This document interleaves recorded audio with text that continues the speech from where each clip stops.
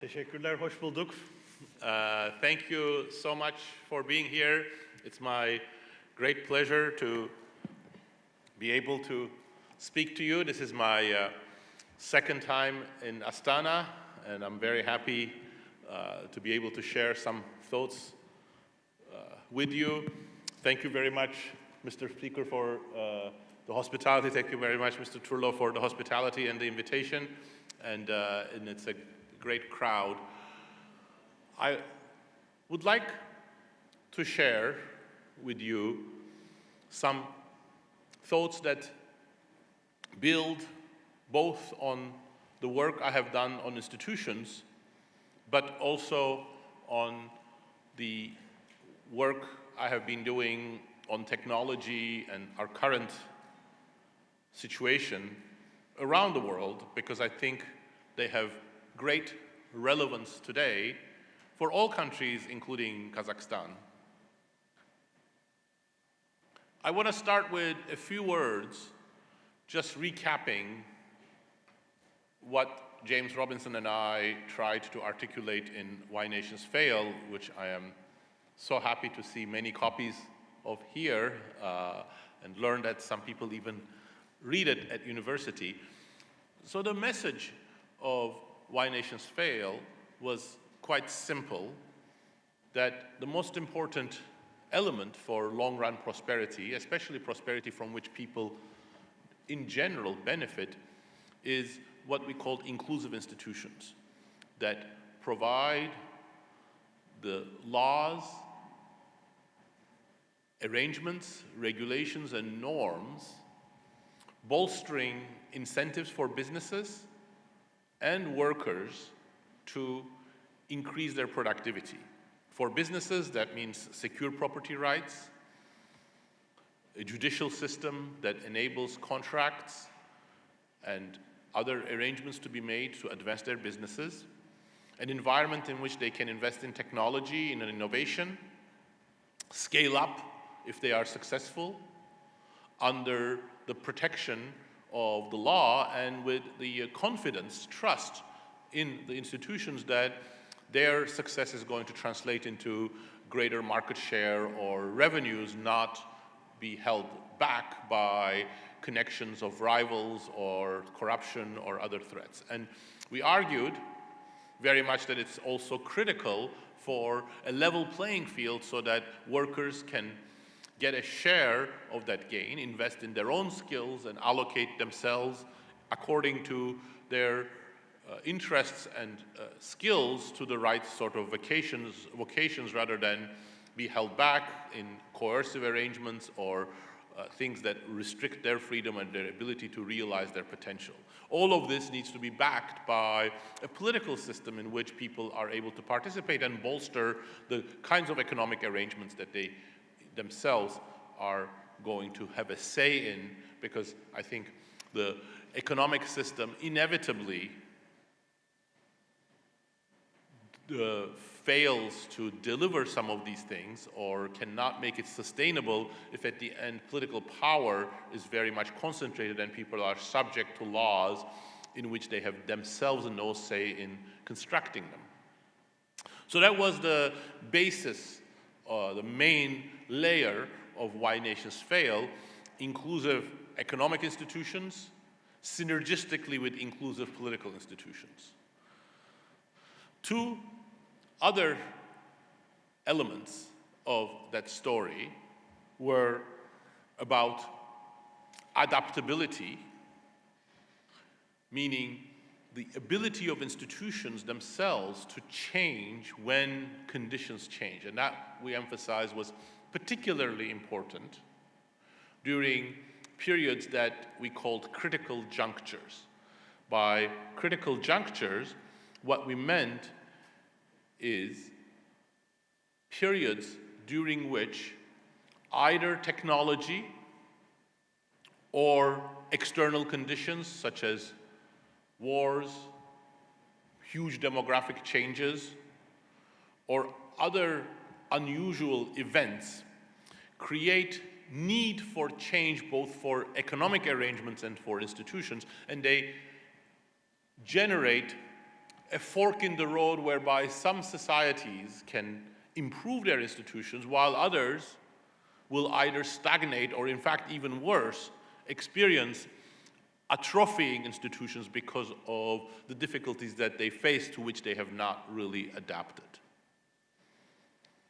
Critical junctures are a very important part of our theory, but I'm emphasizing it not because of its theoretical reason, because I'm going to link that to the present. And then the second element, which I've already hinted at, is technology. Technology is always critical because it's the pinnacle of our humanity in some sense, that we use our collective knowledge that we acquire together as a community and use that for creating a variety of technical and social tools for dealing with our environment, which includes the natural environment as well as the social environment. Technological change has always been an integral part of economic flourishing, and it has also been part of the adaptability of societies to various challenges that they have faced. The reason why I am emphasizing adaptability and technology is because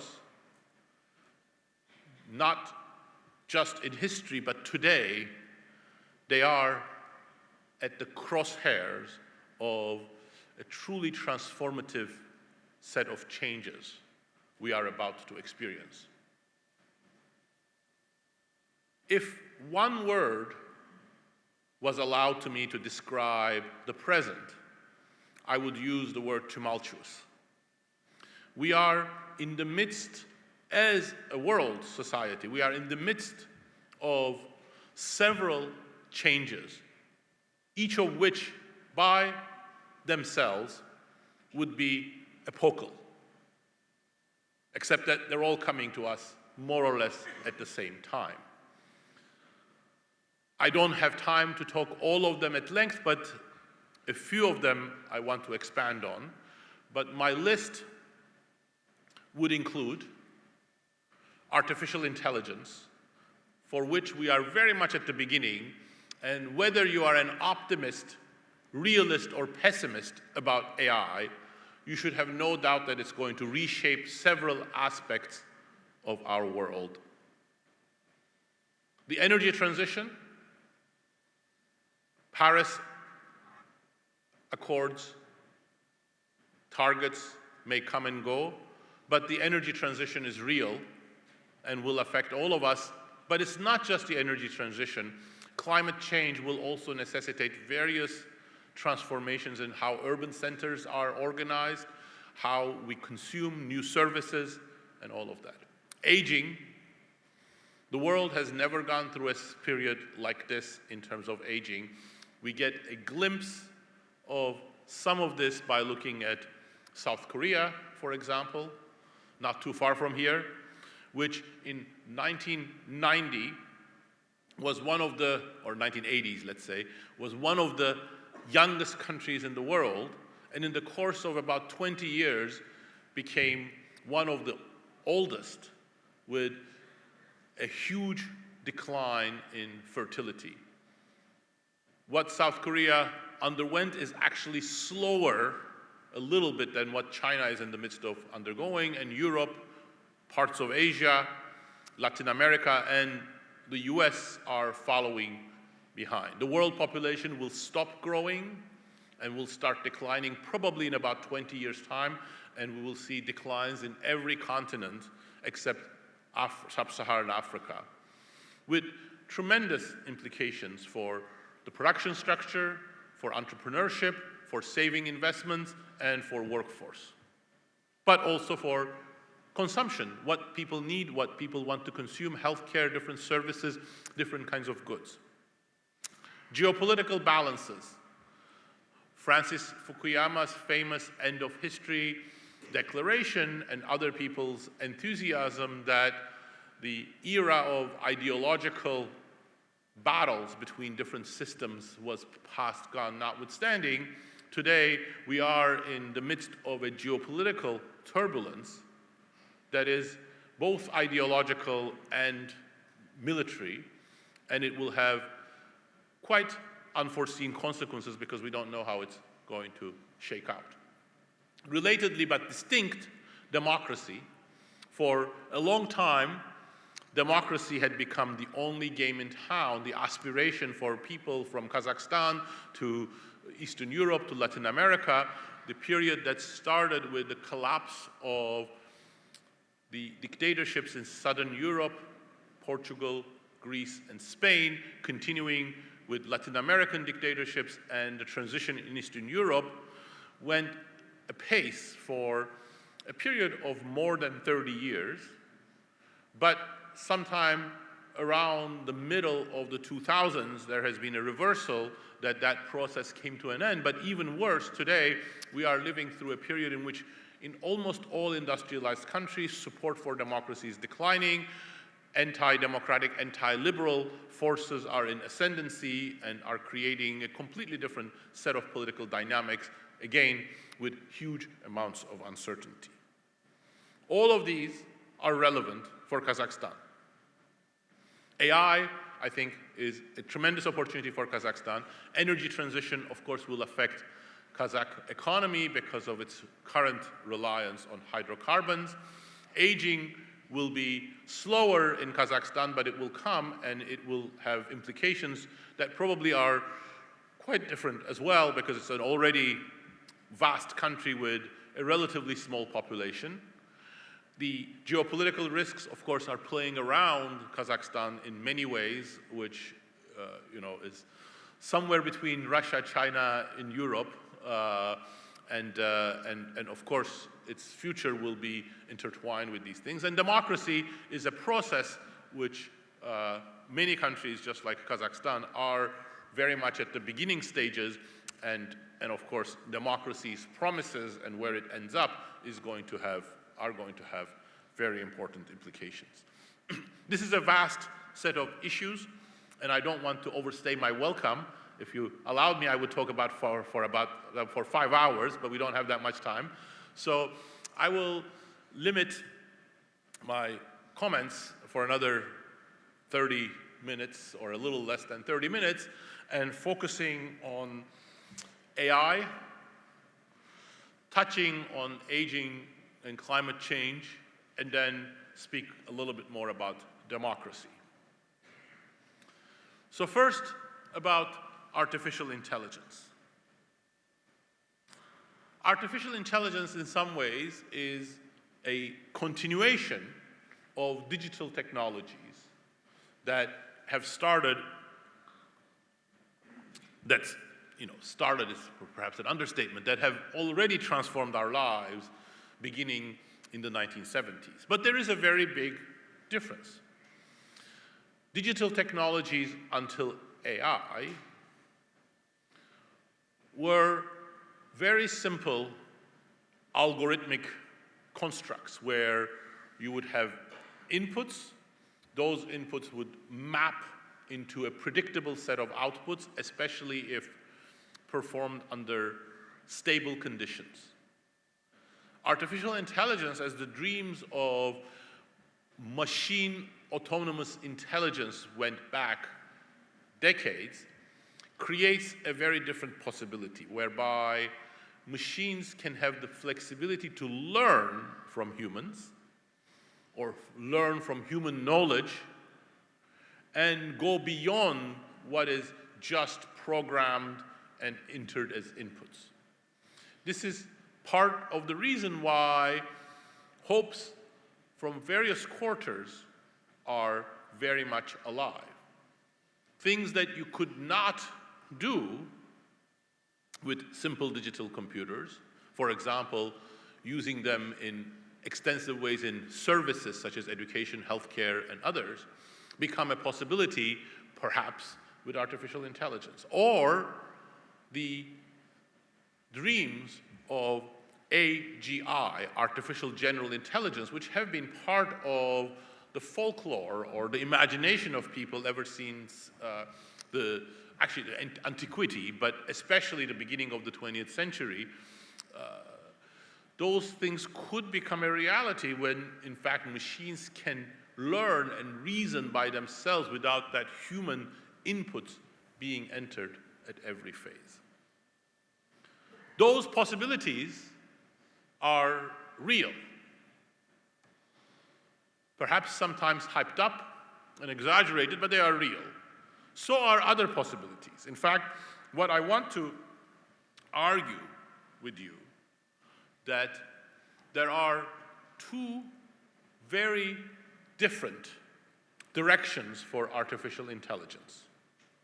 Both of them will be pursued, but they have very different implications, and the balance between the two is very important. And right now, we are, in some sense, approaching, in my opinion, the issue of artificial intelligence without a roadmap, without a proper recognition of these directions, their implications, and the balance between the two. Those two directions are, broadly speaking, automation versus pro-worker or pro-human AI. Now, neither of these two labels are perfect, so I have to explain what I mean by that. But the dream of artificial intelligence that goes back to Alan Turing when he wrote the article which became both an important contribution to philosophy and a fertile ground for Hollywood movies and imaginations of writers in 1949 was of machine intelligence that is autonomous, meaning machines that are capable of performing high-level tasks like those of the human brain, and autonomous without human supervision or control.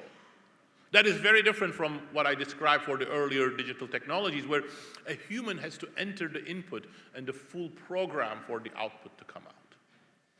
That is, in fact, quite inspiring, but it has a variety of implications and difficulties. Among the implications is the sidelining of humans. Artificial general intelligence, being the apex of this process, clearly illustrates that. What I mean by this is that artificial general intelligence, which does not have a very clear definition, and sometimes people use it in many different ways, but broadly speaking means AI models reaching levels comparable to or above experts in all cognitive tasks.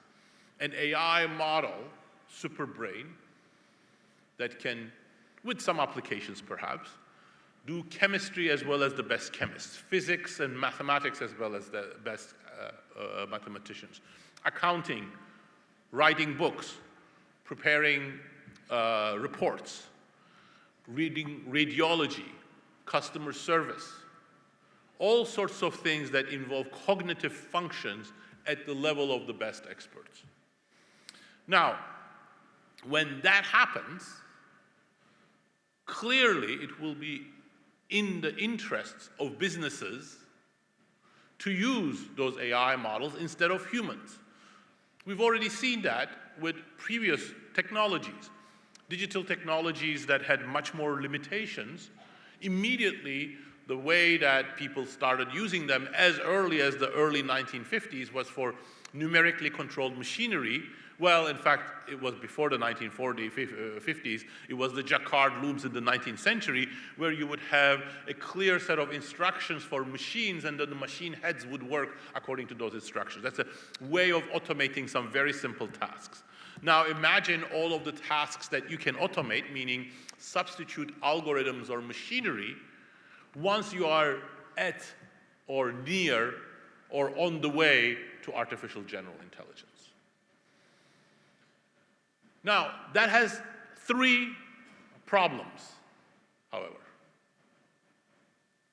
One, if it were successful, or even if it weren't successful and it was implemented, it would significantly reduce human control. Human agency, meaning ability of humans to shape their lives actively, has been the most important defining characteristics of our race, human race. So that would be lessened as more and more things are taken away from humans. That is a psychological as well as a sociological and economic phenomenon. But second, its economic effects would be quite far-reaching.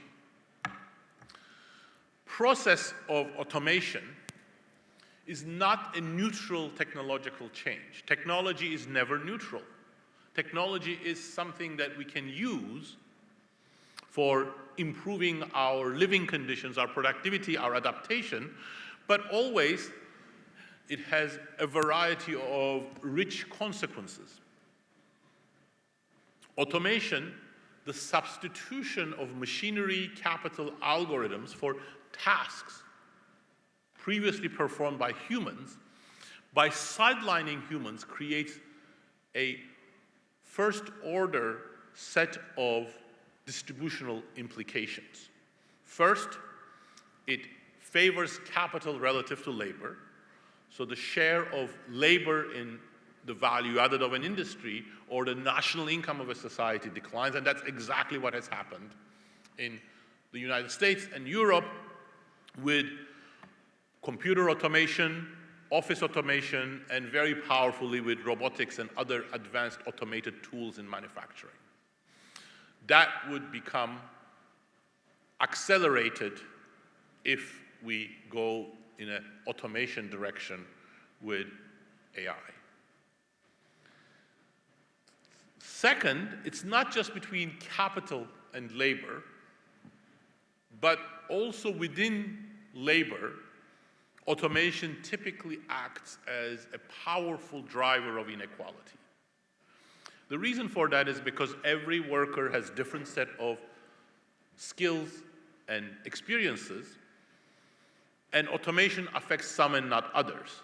So, for example, my work with Pascual Restrepo has shown that up to 70% of the tremendous increase in labor income inequality in the United States, for example, some worker groups like high school graduates experiencing stagnant or declining real incomes, others doing much better, that process has been driven by automation, and 70% of that inequality is accounted for by automation.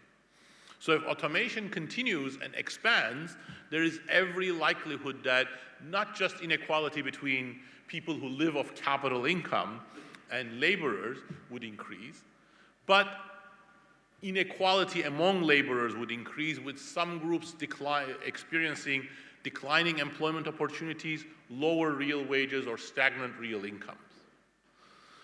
We've seen how disruptive such processes are in the United States. For example, because the current crisis of democracy, about which I'm going to talk about in 10 minutes, in the United States cannot be understood without those disruptive effects of technology in the US labor market.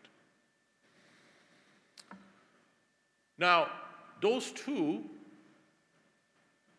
effects I have emphasized, the sidelining of humans and therefore potential threats or at least adaptation needs for human agency, automation and the inequality implications, job implications, are on the negative part of the ledger. Is there a positive side of the ledger for automation? Yes, but a qualified yes. The positive side, of course, is productivity. The hope is that if you can perform some tasks much more cheaply and scale them up with artificial intelligence, that's going to improve productivity. So if we can do customer service without customer service agents, it would be much more widely available and much more cheaply provided to consumers. If we can produce healthcare, which has a labor share of about 90%, meaning, for every $100 spent on healthcare in the United States, $90 goes to labor. Well, if you can perform some of those tasks with AI, perhaps healthcare costs would start declining or at least stop increasing. But while that promise is real, past attempts at automation have only sometimes succeeded in bringing those kinds of productivity gains. The reason is that automation is not as easy as it looks. For one, automating some tasks is not the same as automating and replacing a whole occupation. Even with the current forecasted advances in AI, it's going to be very difficult to automate whole occupations, while it's already feasible to automate certain tasks today. Because many occupations have important elements of social dimension, as well as lots of edge cases for which AI models are not trained and don't have the training data. But that makes organizational and human liaison aspects of automation always difficult. The examples that we have at the moment is that things that work well in the lab don't work when companies adopt them because of those constraints. For another, automation only brings huge productivity gains when it is very, very cost effective. Because at the end, what you're doing is that you're replacing expert humans. And sometimes expert humans are expensive, but sometimes they're quite good as well. So when you replace people who were already quite good at the jobs that they were doing, and the models are not up to that task fully yet, automation only brings small productivity gains. Hence, while the promise of automation is there, I think its societal adverse consequences, distributional effects, are real, and the productivity gains are going to be more complicated than some of the hopes that are expressed from Silicon Valley today. If automation was the only option available, then we would just have to bank on it. But throughout history, automation isn't the only thing that technology does. Technology also makes workers more capable of doing things and often has transformative effects by enabling workers to do new things. Periods of true transformative change and corporations that are really at the forefront of very meaningful economic transformation are typically those that use new technology to automate, but at the same time create new tasks for workers and together create new goods and services. The example I would give you is, of course, you might have come up with the idea, Ford Motor Company. What distinguishes Ford and its agenda in the 1910s was not that they used the best machinery to reduce costs. Well, they did to some extent, but there were many other companies at the time in the auto industry that were trying to do the same thing. None of them you would have heard of today. There's, for example, the Stanley Motor and Carriage Company, which was ahead of Ford and was using advanced machinery to reduce costs, but for steam-powered cars. What Ford did was a combination of using electrical machinery that was frontier at the time, reorganized the factory, which was very important because you couldn't do the automation that they had in mind without reorganizing the factory, but at the same time introduce a lot of new tasks for workers because new machinery required new skills and workers to work with the new machinery. And most importantly, he created demand where none existed. He created the mass market production, the car demand, and it's very much, Ford wasn't a modest man by any imagination, and some of his statements may be over the top. But I think he was right when he said, if I had asked the consumers what they wanted, they would have told me faster horses. But he did not go after faster horses. He went for something completely different. And that is the power of technology. Do something new. Do something completely different. New services for a changing world, and sometimes create services and goods for which even the demand could not be imagined before. And do that in a way that actually makes workers more capable. Now, that dream is always there. Ford, I said, did that. Other companies did that in the 1940s, 50s, 60s to some extent. But AI, I think, is potential game changer for that. It is a potential game changer because there is an aspiration that dates back almost as far as Turing's articulation of the imitation game and machines that can be as smart and indistinguishable from humans.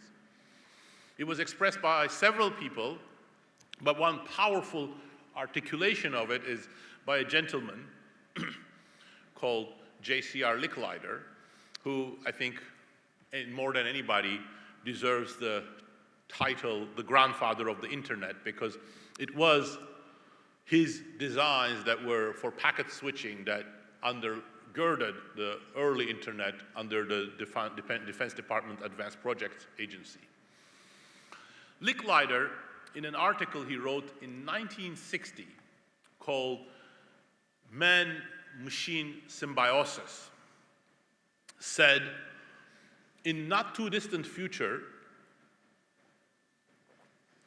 computers and the human brain are going to be coupled like you have never seen before and outperform any human brain you can imagine and any machine you can imagine because of this coupling, this symbiosis, that computers would provide information and greater capabilities to the human brain.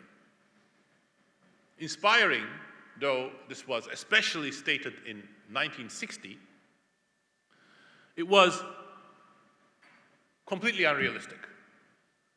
Computers of the 1960s, 70s, 80s, 90s, 2000s, and 2010s were completely incapable of doing something like that. You could not have reliable, context-specific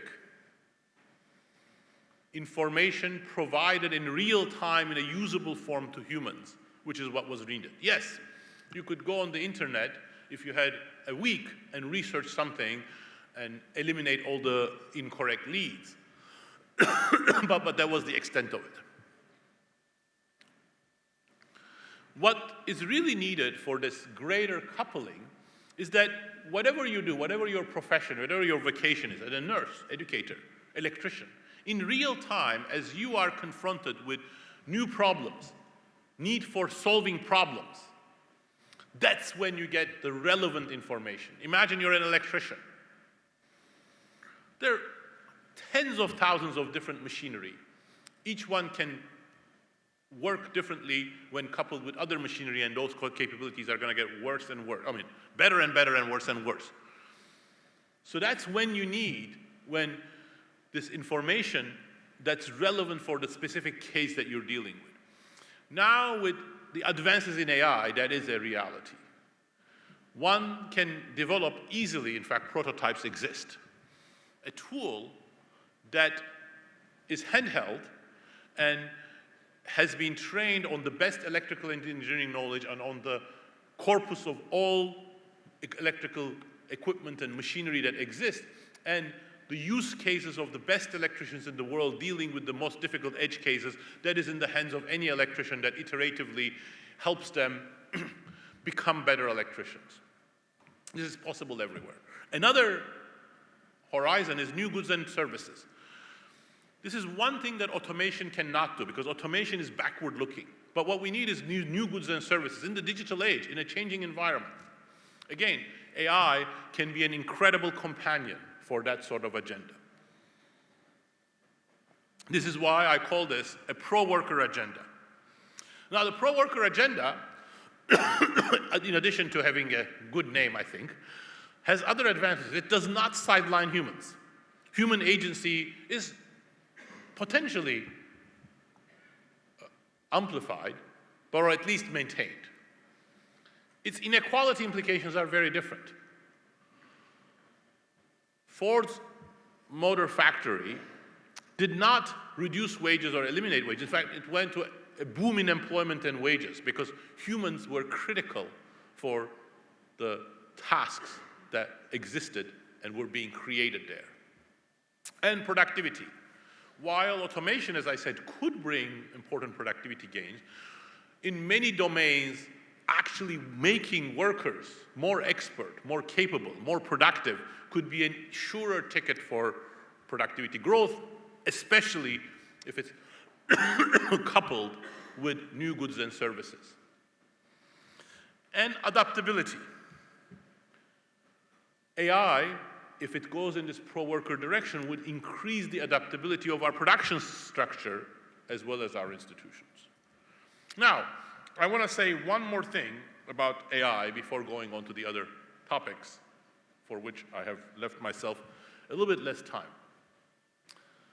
One important thing about this AI direction is which one we choose.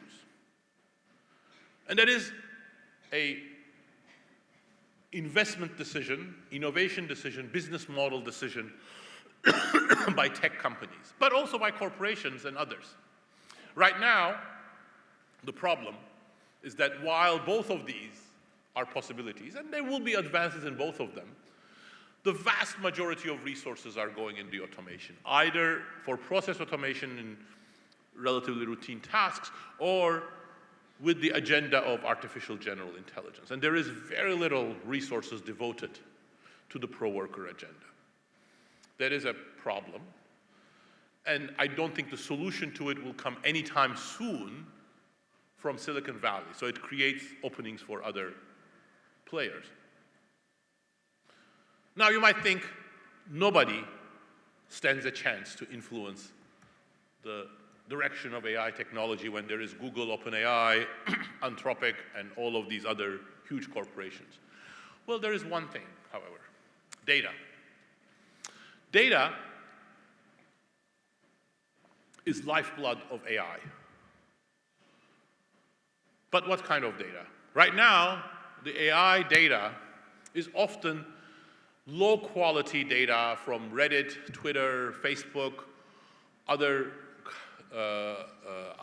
internet repositories.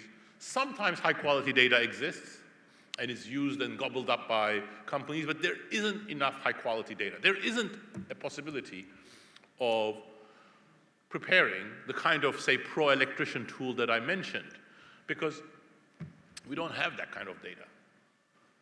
Corporations themselves have that data, and they can produce more of it. Right now, they're not. So, for example, some of the very interesting things in the financial industry right now is coming from Stripe. Why? Because they have real problems related to security, and they have the data. OpenAI doesn't. So, high-quality data being produced and used by corporations could actually be a game changer here. And the need for new services, again, the financial industry is, I think, at the forefront of it. So let me use that as a bridge for talking about the next two topics, which I'm going to be very quick with, which is the climate change, energy transition, and aging. Both of these will require new goods and services and new adaptations.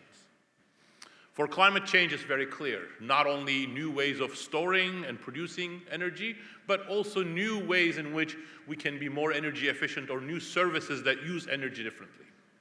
For aging, healthcare, obviously, but also the consumption needs of an old versus a young population are completely different. In the financial services, there is a tremendous void in many countries in lots of products, from life insurance to other sort of insurance products, other ways of increasing financial literacy and financial decision-making.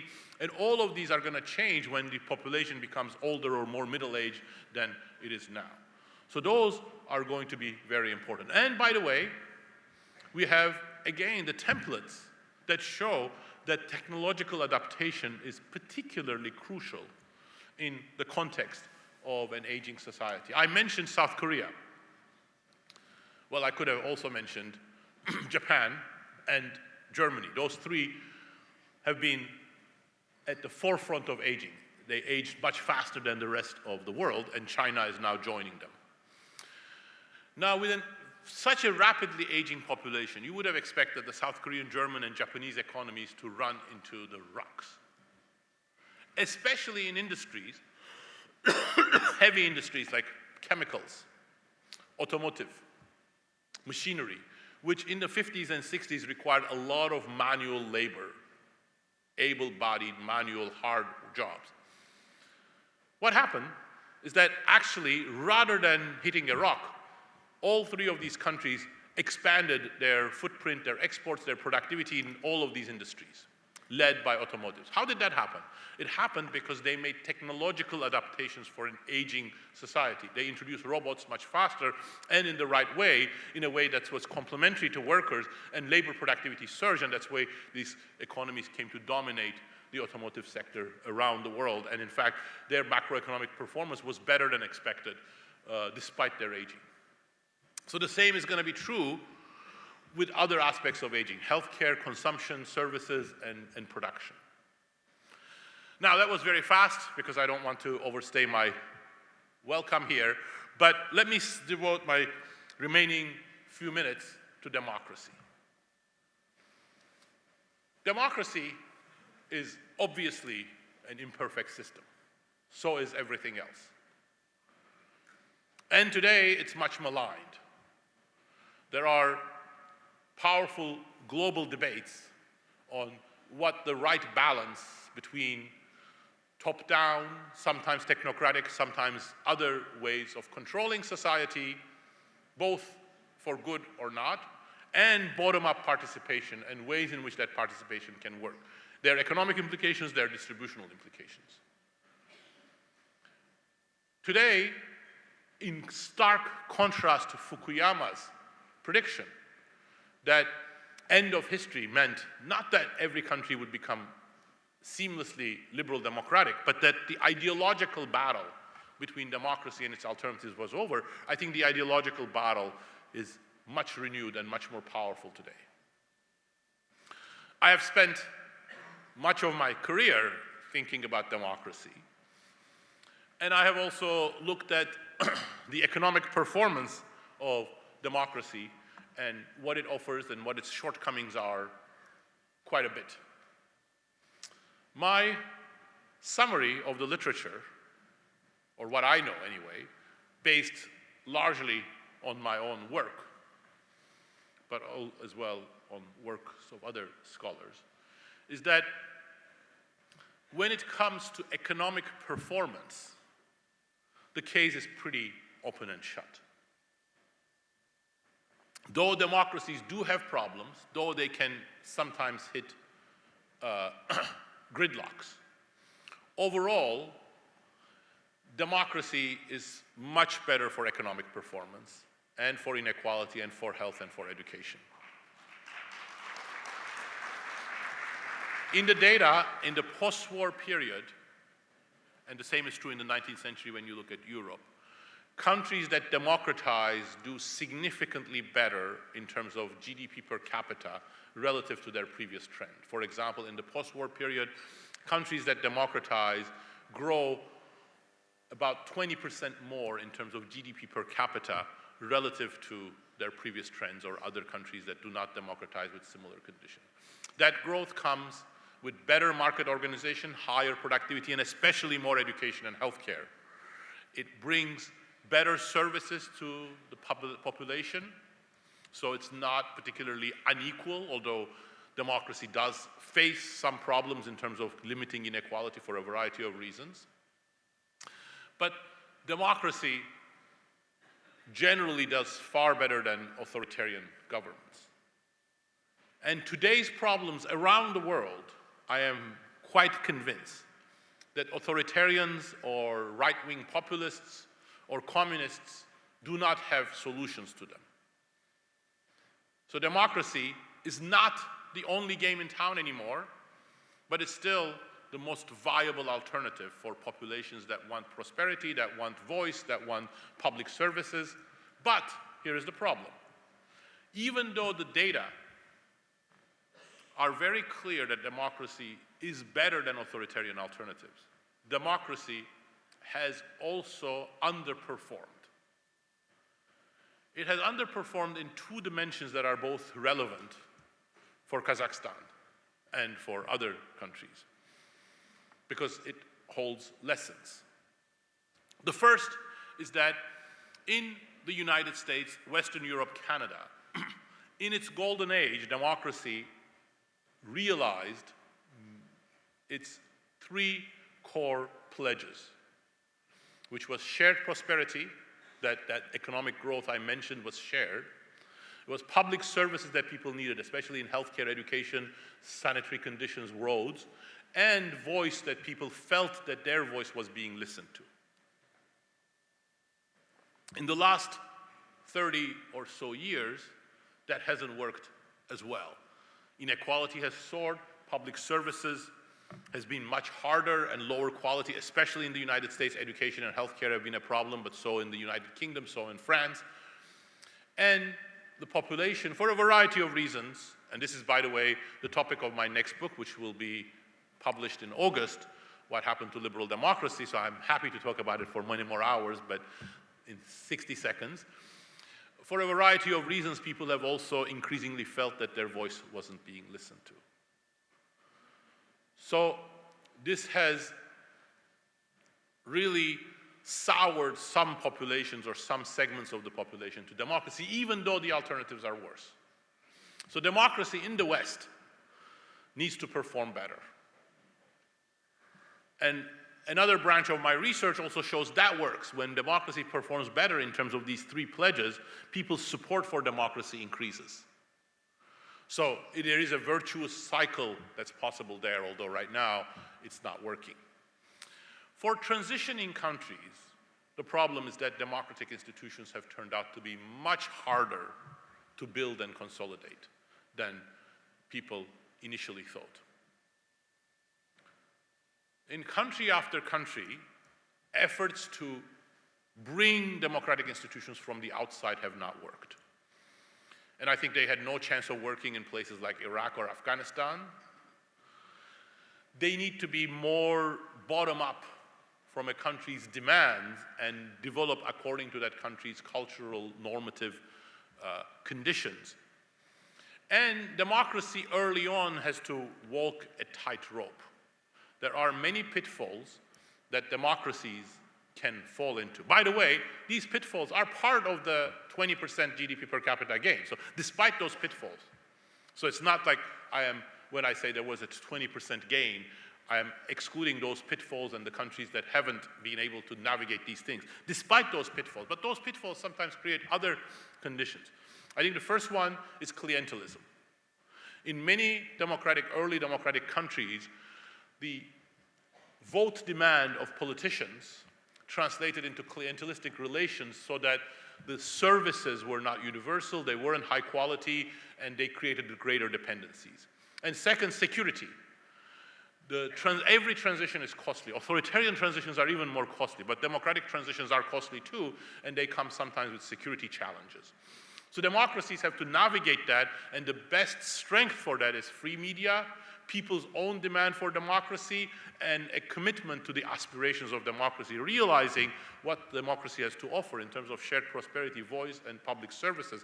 I think is a very important part of that. So having a broad-based dialogue is very important. By the way, technology and AI also intersect with this, because part of the difficulty today is that the ecosystem for information has become polluted.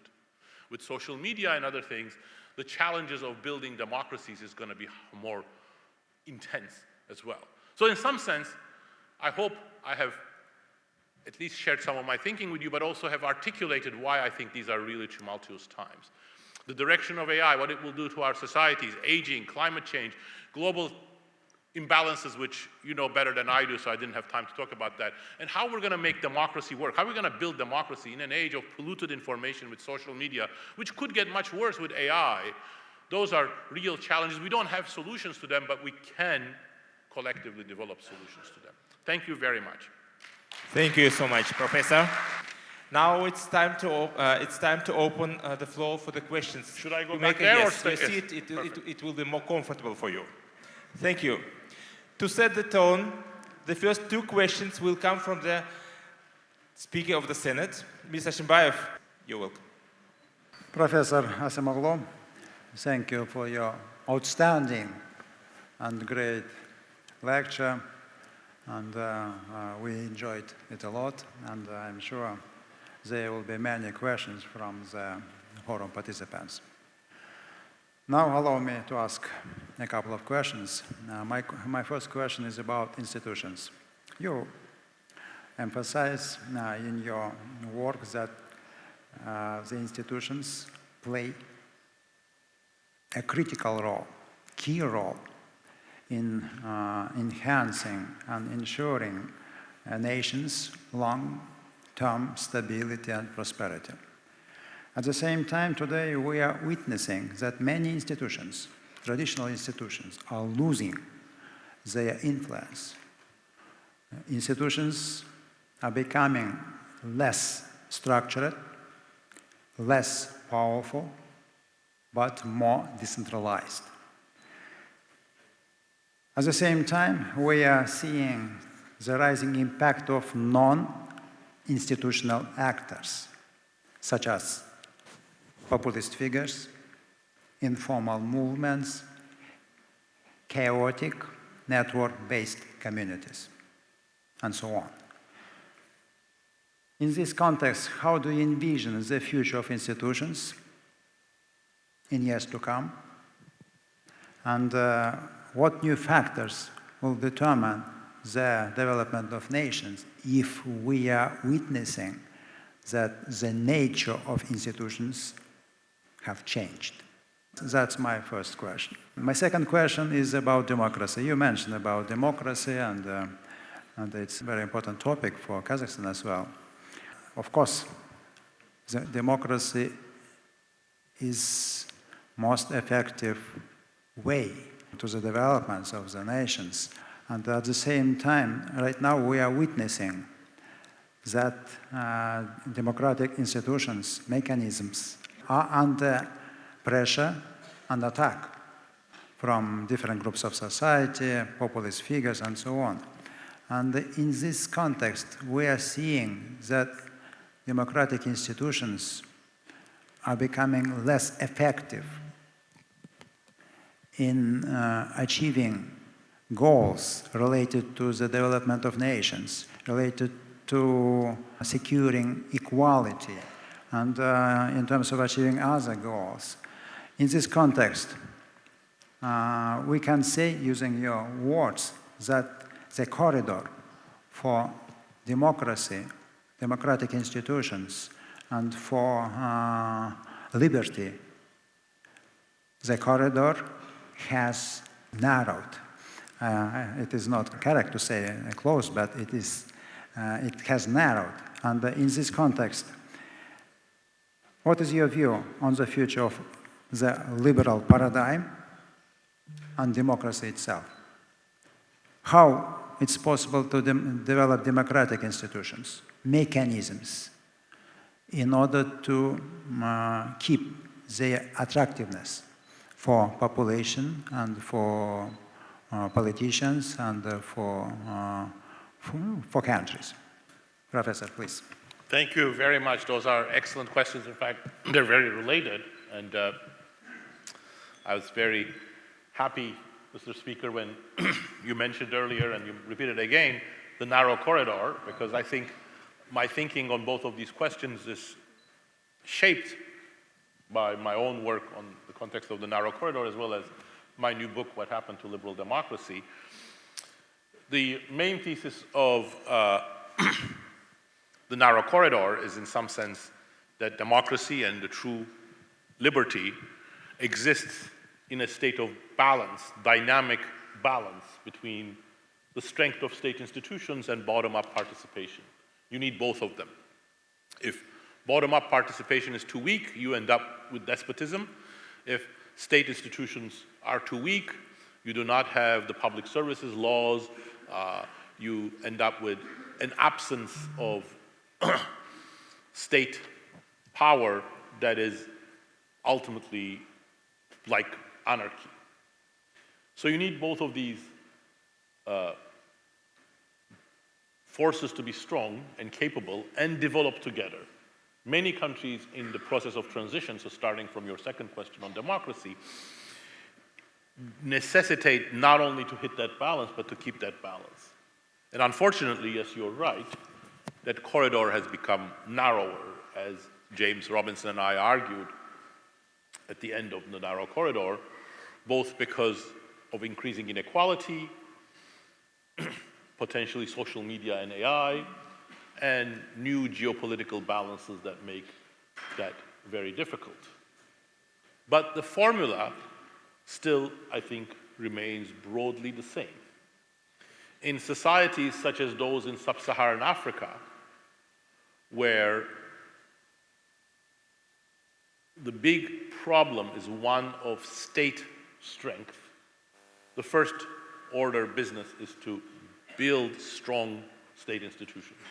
In countries such as Turkey or Soviet, post-Soviet republics, and many others in Asia, where the problem is weakness of civil society, I think strengthening civil society and bottom-up participation is going to be the bigger challenge. Of course, in both cases, the dynamic is critical. So in Africa, if you build state institutions, but at the same time you weaken civil society or other norm-based collective action ways of participating in politics, again, you're going to create a problem. In other countries where you strengthen civil society and bottom-up participation, you do not keep up with creating more responsive and capable state institutions, again, the problem wouldn't work. And I think the strength that many countries need in their state institutions is responsiveness and ability to provide security and higher quality public services.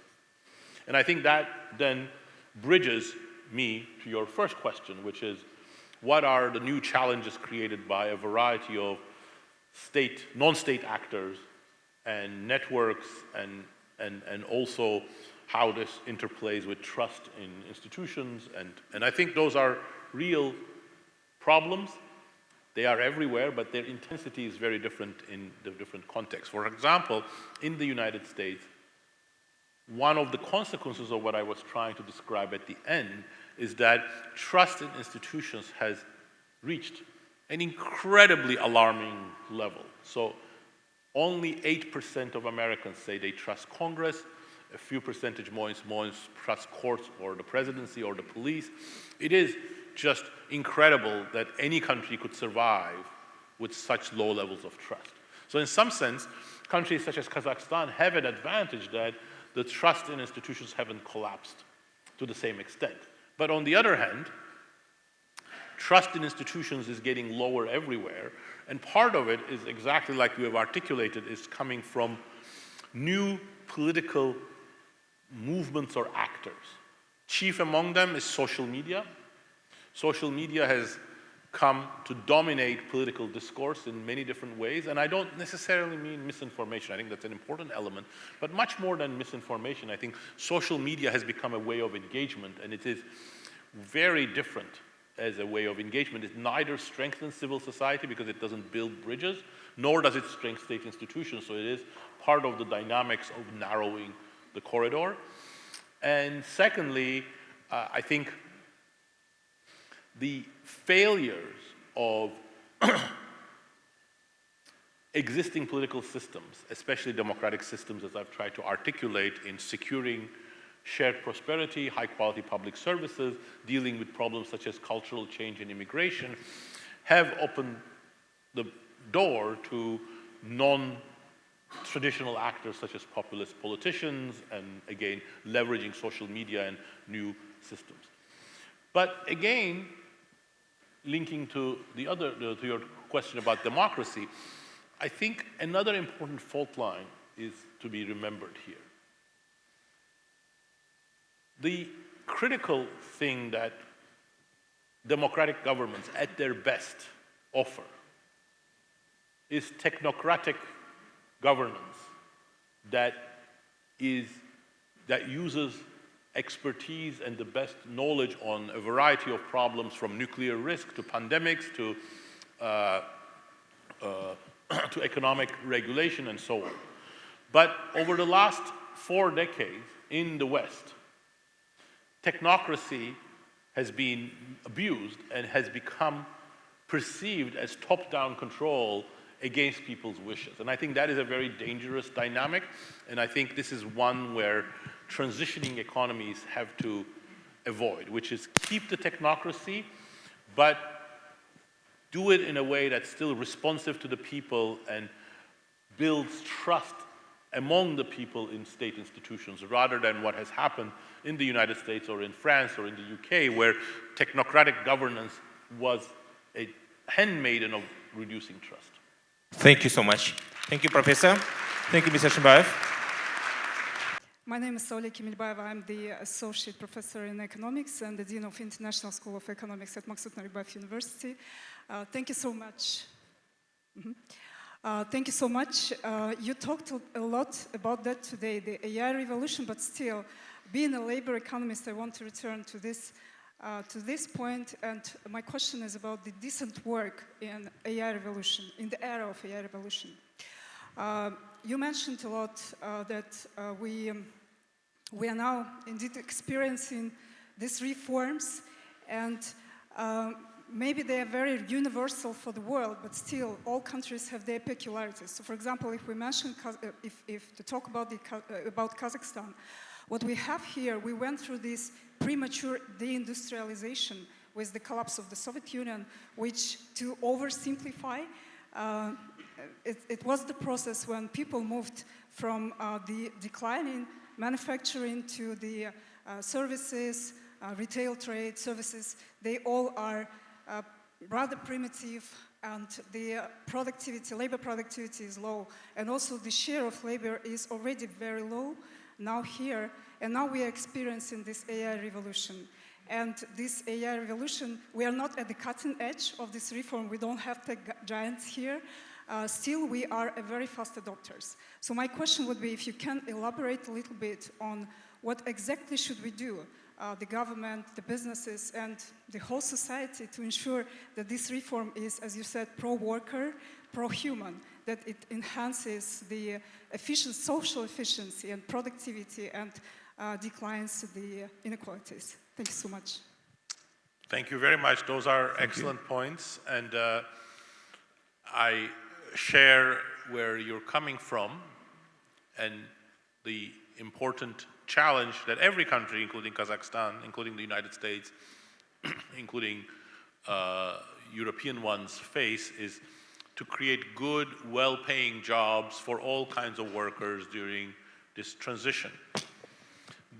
Manufacturing was a natural nexus for these kinds of jobs, but at some level, even though the speed was accelerated in some cases, like such as in Kazakhstan because of the collapse of Soviet industries, in the United States because of very rapid automation in some sectors, but the end product wasn't uncertain.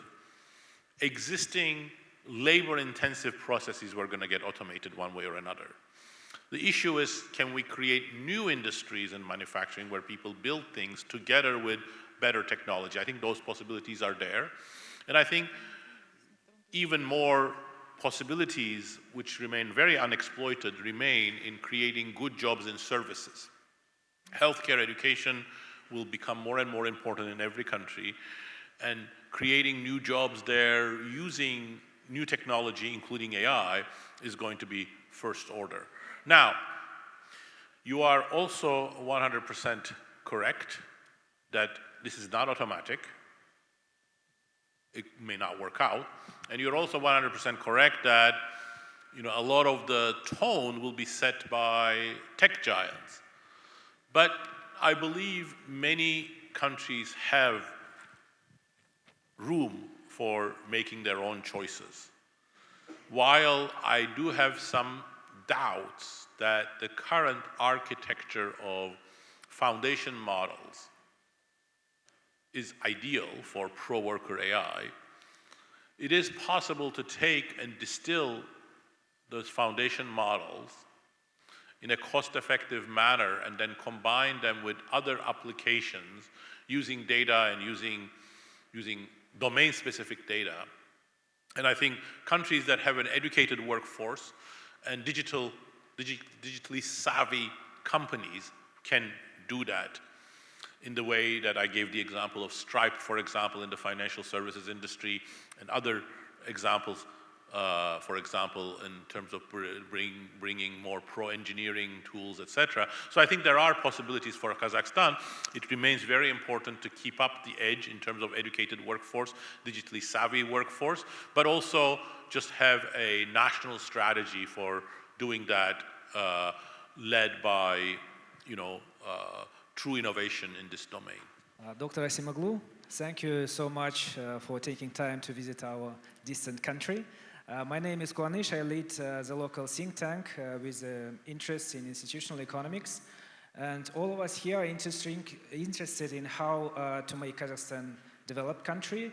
And we understand that democracy and capitalism matter, but curious about some, how to do it, very, specific mechanisms that actually work. Last year I participated in the conference of Society of Institutional and Organizational Economics in Chicago, and what I felt is that all those discussions were not about us. So they were around, the sedentary society of Europe and East Asia, and the thing is that, in particular, Kazakhs are former nomads. And this society was based on the large clans, bound by kinship and negotiation rather than some centralized authority. And the power was distributed, the decision was made collectively, and even the wealth inequality was quite low comparing with Europe, for instance. And even our elites were not defined by wealth, but by, for instance, courage on the battlefield. And so it's not, neither individualistic or collectivistic, it's something different. So my question is, I'm asking your practical guidance.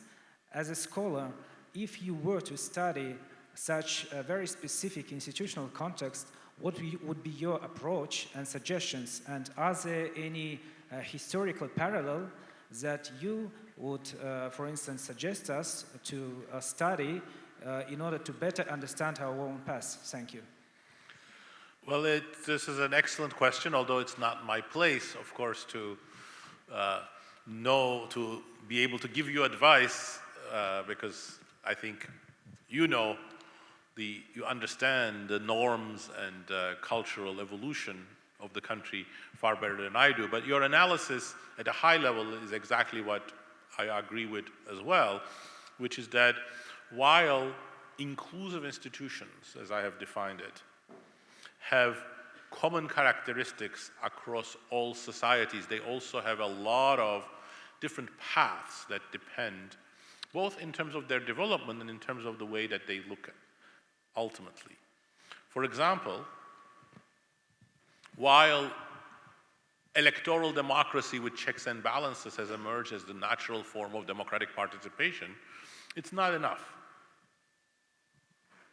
And every culture will have to bolster electoral democracy in different ways to bring participation. Some of that will have to leverage local community institutions, like in federal structures. Some of them may have to use other channels. So some unusual, unexpected successes, for example, came from nations such as Botswana, which was one of the poorest and least developed in Africa, but has become one of the fastest growing countries in the world and one of the most successful democratic experimentation transitions. They use many of their pre-colonial tribal institutions as a leverage point for building the party system. So every country will have to sort of do that according to their own history, but the issue is sometimes there is a delicate balance there. If you leverage too much of the history, that might restrain the inclusivity of institutions because historical inequities remain. For example, in issues of gender, many of these historic tribal institutions discriminated against women, and if you leverage them too much, that would make gender equality much harder. So there's a delicate balance there that every country will have to work and as a tightrope by itself. Thank you. Yes. Question from academia. Good afternoon. My name is Baurjan Yevgenov. I'm an assistant professor of economics at SDU University here in Kazakhstan. During my PhD program at Georgia State University, I attended your lecture in Atlanta, and Kazakhstan'a hoş geldiniz. My question is related to your recent paper. In your recent paper, you found in the US context that the impact of AI on GDP is up to 1.6%, which is modest at best. I know it's more challenging to do this type of research in developing or least developed country context, but do you think the impact would be larger or smaller in developing countries? And what role AI can play in convergence of lower developed countries, let's say, towards developed countries in development, from development perspective? Thank you very much. It's been a while since I was at Georgia State University. Thank you for remembering that. 10 years ago. Yeah. So that's a great question. First of all, my estimate, which 1.6% GDP, was no more than just a guesstimate. There's so much uncertainty. I wouldn't, stake my career on that. But my guess is that the impacts are smaller for developing countries and more variegated. In particular, while AI could be a lifesaver for countries such as Kazakhstan, Armenia, that are isolated and have an educated population to leverage it, it will also be a potential force for greater divergence because AI, as it is developing right now, is much more appropriate for the conditions in the United States and perhaps China, and it's not targeted or calibrated for developing nations. Many, not so much for Kazakhstan, but many like Indonesia, India, Vietnam that rely on middle skill labor for either simple cognitive or manual tasks, I think will have a difficulty using AI. So I think there are very real questions, but this is why countries themselves developing their own AI applications and using it more in a pro-worker direction for their own workforce and for their own needs would be an important next step. Professor Acemoglu, thank you for your inspiring lecture. My name is Yulia. I'm macroeconomist from Lomonosov State University, and your famous work by Nations Fails has made a great impression for me. And my question for you: how does countries' resources abundance influence the persistence of extractive institutions, and which institutional mechanism or measure might help mitigate this effect? Thank you. Thank you very much. That's a great question. And it is a point of debate. There were once a popular view that natural resources were a very important pathway to economic development. Then that got replaced by a view that natural resources are a curse for countries like Nigeria or Angola, blood diamonds or fighting over oil. I think this is a point of disagreement. For example, a debate I've had with Jared Diamond as well, who I understand they mentioned his book is also read in many undergraduate institutions in Kazakhstan. It's a wonderful book. I don't think there is anything deterministic in the nature of natural resources that make it either pro-democratic, pro-inclusive, or anti-democratic, anti-inclusive. It is really the interactions between institutions and how those resources are owned and developed that is very important. oil had very different effects on the Norwegian economy than the Nigerian economy or the Venezuelan economy. The example of Botswana that I mentioned is also telling, because Botswana is one of the most diamond-rich countries, while others have experienced civil war over diamonds. Diamond sale revenue fueled the bureaucratic and economic development of the Botswana's economy. So I think it really depends on how you use those resources. And for Kazakhstan, it's been a very major source of income. But of course, the next stage is much more complicated.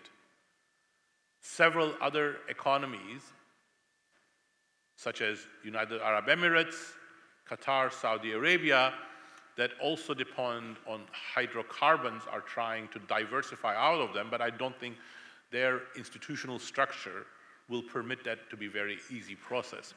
Kazakhstan is in the midst of a democratic transition in a way that many other hydrocarbon economies are not.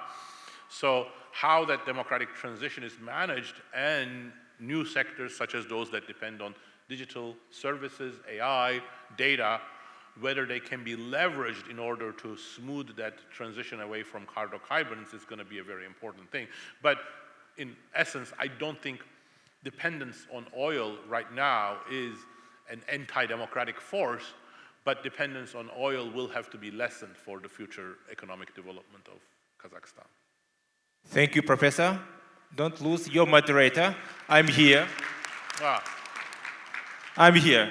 And my new neighbor, one of the members of Taldau community, is going to ask you a question. Thank you, Professor Asimoglu, for your inspired speech. My name is Abdullah Tokenov. I am a graduate of Analytics School, and now I work at the think tank of Amanat Political Party. It's a great honor to participate in your lecture today, because just a few years ago, during my master's studies in public administration, we studied your book, The Northern Corridor. In your book, you described the right balance between state control and social freedom. And today, in digital era, we see that even the most democratic countries expand the regulations of social media, online platforms, and other types of civic participation. And do you think this trend signals the shift towards the Leviathan? And what do you think, how the current states can preserve the balance between order and freedom? Great question. It's a very difficult one. One I have struggled with myself. I believe two things that are difficult to reconcile. One is that social media is a very toxic environment and creates a lot of negative consequences for not just for mental health, but those are very important, but also the way that people live their social life, for their social networks, get their information, engage in politics, get information, misinformation, become addicted. At the same time, freedom of speech is very important, and deviating from freedom of speech generates a lot of risks. Countries that have regulated social media, for example, my birthplace, Turkey, often put laws that may look good on paper and then use them for completely extinguishing dissent and shutting down criticisms of the government. So it's a dangerous path. So I think the happy medium, in my opinion, is to allow freedom of speech on social media, but limit algorithmic boosting that is at the service of getting too much attention, too much engagement, too much artificial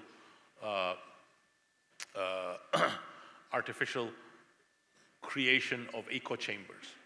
So, for instance, if we regulate the extent of the algorithmic feed on social media, so that people can post whatever they want, but they only see, or they primarily see, content from their own social circle or outlets that they have chosen, the essence of the problem will be largely solved. The problem is the algorithmic propagation of information by the platforms, and that is, I think, the part that can be limited and regulated without giving too much power to the state about what can be said and what should be said on social media. But this is part of an ongoing debate. I think it is one of the defining debates of the next decade, how social media should be regulated, because AI is going to go down that path and is going to be influential and intensify whatever is going on social media right now. Thank you. Thank you, Professor. In Taldao community, in this community, we'll stand against any inequality. I'm moving to next question, Camila. Your dream came true. Hello, Professor Acemoglu. My name is Camila Kovyazina. I'm a PhD candidate at Nazarbayev University in Eurasian Studies. And so, well, if we're saying about our favorite papers of yours, then my favorite paper of yours is about diseases and how they affected historical development. I'm actually in love with it. And I've read it many times, and I always recommend it to others. And so thank you very much. I'm very much happy to be here. My question is actually the continuation of the many questions about how to make AI more pro-worker, as you were saying, how to work it and how to develop it in the right direction, let's say, in the human direction. So I was thinking, as you were saying, I was thinking that probably in our capitalist world, when market is very much free in most of the countries, it's not possible, as you said, to regulate it. And well, when people would say would think first of all about their own, yes, sorry, yeah, this is the question, actually.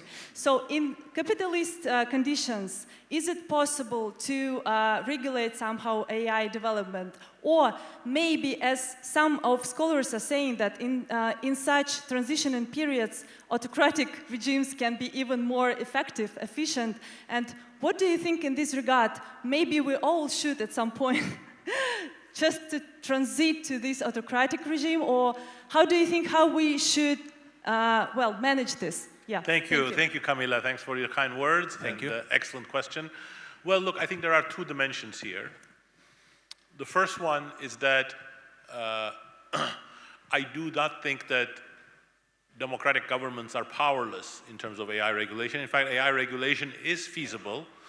We have two models right now that are both, I think, can be developed for AI regulation. One comes from authoritarian China, has been very successful in regulating AI, perhaps too successful. And the other one from the European Union, which also has had some success, although not in AI innovation. So both of them, one comes from a much more democratic place than the United States right now, one much less democratic. So I think there are possibilities. Second, I think market system doesn't guarantee the right direction of technological development, but there are some forces that help. But those forces are very weakened when the market is concentrated. It's not that we have a market system in the United States technology sector. It is that we have an extremely concentrated market system. And that means that small companies cannot compete against giants, and what they often do is that they piggyback on the giants. So that makes new business models, new technologies, new architectures much less likely. So pro-competitive things, antitrust, I think those are very important steps as well. May I to elaborate your ideas about artificial intelligence and the development of nations. Last week, my colleagues and I visited Strasbourg, and we had some meetings with the officials of the Council of Europe and the Parliamentary Assembly of the Council of Europe. And we had very, very good conversations and about democracy, the future, of democracy in this part of the world. It was a really interesting conversation there. And also we had a meeting with some experts and discussed a new convention adopted by the Parliamentary Assembly of the Council of Europe on artificial intelligence. And the main idea of that convention to develop artificial intelligence systems in the world according to some standards aligned to protecting human rights, securing the rule of law, and advancing the democratic governance. That convention is the first legally binding convention in the world with some restrictions on developing artificial intelligence in some way. And I think it's a huge step forward in terms of creating framework in order to develop artificial intelligence systems in accordance and in correlation with the goals related to protecting human rights and securing the rule of law. But at the same time, it looks like this convention and other documents like this could impose some restrictions on countries, on their innovation system. And those countries which adopt that convention will be imposed by some restrictions will be imposed on them in comparison with those countries which don't adopt and don't join that convention. In this context, there is a possibility that countries which don't join that convention will be more competitive, for example, China, in developing artificial intelligence. And in this competition, European countries will lose some advantage in comparison with other countries. And in this context, it's very interesting. It's a very difficult question how to develop artificial intelligence in the way that are aligned with standards, European standards related to human rights and so on. And therefore, I think in Kazakhstan we also considering this very important and sensitive topic, and we are now considering digital court, which I mentioned in our conversation before your lecture. And for us, it's very important to find appropriate mechanism to encourage the development of AI, at the same time to impose some restrictions, for example, in order to use it and develop it in the correct way. And in this context, I think it is a very important problem, not only for Kazakhstan, for many countries, I think, across the world. And in this context, my point is, it is very important to form some framework. At the same time, in practical terms, it is very, very, very difficult, almost impossible, because countries which adopt some restrictions will lose in the competition with other countries. And now, no country can allow itself to lose in this very strong competition in developing AI. That's my point. It's good in theoretical terms, but at the same time, in practical terms, it's a very difficult task to achieve. Absolutely, 100%, and I think that is, in fact, that's what I was trying to hint in my response to Camila's question. Europe has shown it can pass legislation, and some of it will be effective, but the way that it is doing has held the AI sector back, and that is self-defeating. So the frontier, in some sense, has to be how to create the right incentives for AI development the right way while still encouraging innovation sufficiently. And I think the key is to have a regulatory framework that is not reactive. The European framework is somewhat reactive, American one is reactive. Something happens and they react to it. It's more like a proactive framework whereby you can steer AI technology in the more socially desirable direction, and then that will lead to investment as well as perhaps better social outcomes. Thank you.